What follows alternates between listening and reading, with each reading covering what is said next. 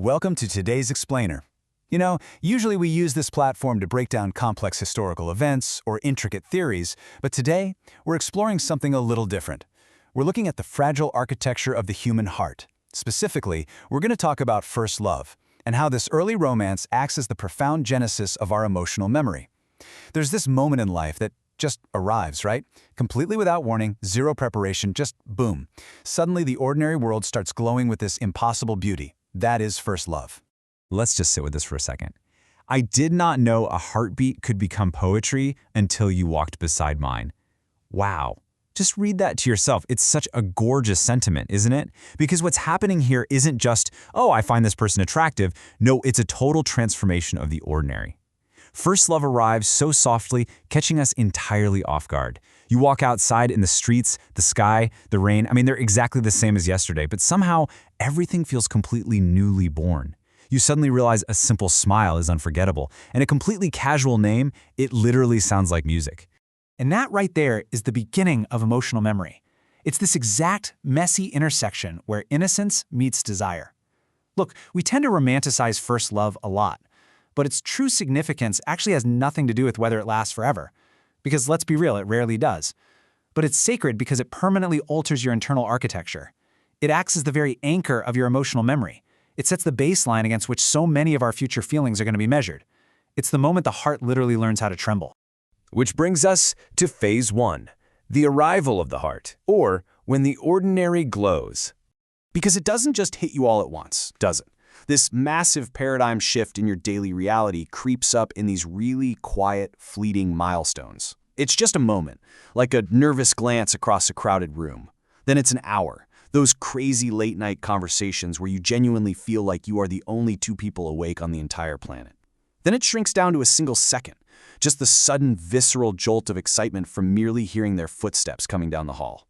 Your heart is learning to race over the absolute smallest, most delicate attentions. Moving into Section 2, Discovering the Self, a Mirror in Another Soul. We almost always think first love is entirely about that other person. But truly, it's a profound journey of discovering ourselves, just kind of beautifully and chaotically reflected in someone else's eyes. But okay, let's be completely honest here. It is undeniably awkward. It is almost never that cinematic perfection you see in the movies. Actually, scratch that, it's never perfect. It starts out entirely unpolished. We're talking sweaty palms, misunderstood texts, and just profound uncertainty.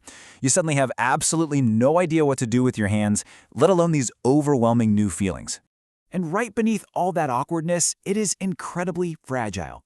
I really can't overstate the delicate nature of early romance here. I am sure so many of you can remember that totally universal feeling, your hands actually trembling, holding your phone, typing out a message, deleting it, rewriting it 10 different times, and still staring at it before finally hitting send. But that fragility is beautiful. It shows just how intensely we suddenly care about the impact we have on another human being. Yet, even with the awkwardness, even with the fragility, the overwhelming undercurrent of it all is just being so deeply, enduringly hopeful.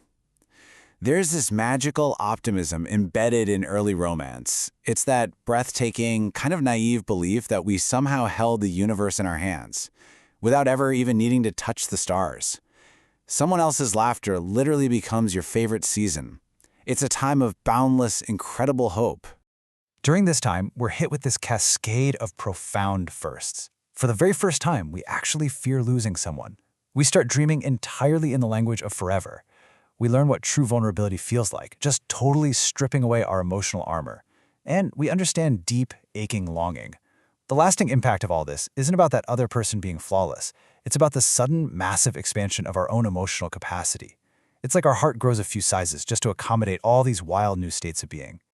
That brings us to phase 3, when songs become memories, the intertwining of love and melody. Have you ever wondered why music sounds completely different when you fall in love?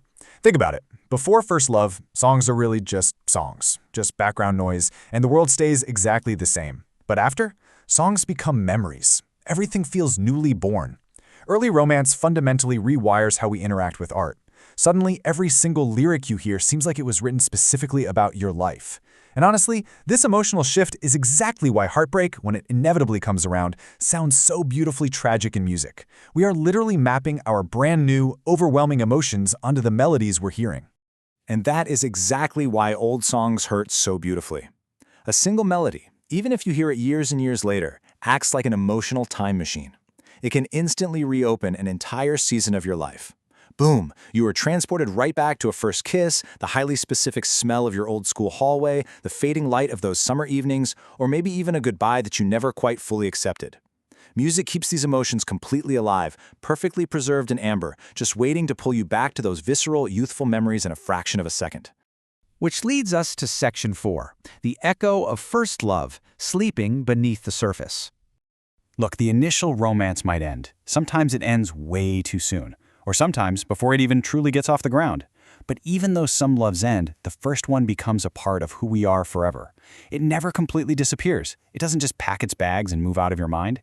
Instead, it just sleeps quietly. It sleeps beneath old photographs tucked away in a drawer, beneath ancient text messages you just can't bring yourself to delete, and inside those songs we sometimes purposely skip on our playlists because the memories are just a little bit too vivid. It becomes this quiet, foundational layer of your personal history. So, as we wrap up this explainer, I want to leave you with a question to carry with you today. Who first taught your heart how to bloom? Just take a moment. Connect what we've talked about today to your own personal history. Because somewhere inside all of us, there is still a person we remember differently than everyone else, the one who expanded our emotional capacity and taught us how to feel so deeply. Thanks for joining me for this explainer today. Protect those beautiful things inside you, cherish the architecture of your own emotional memory, and I'll catch you next time.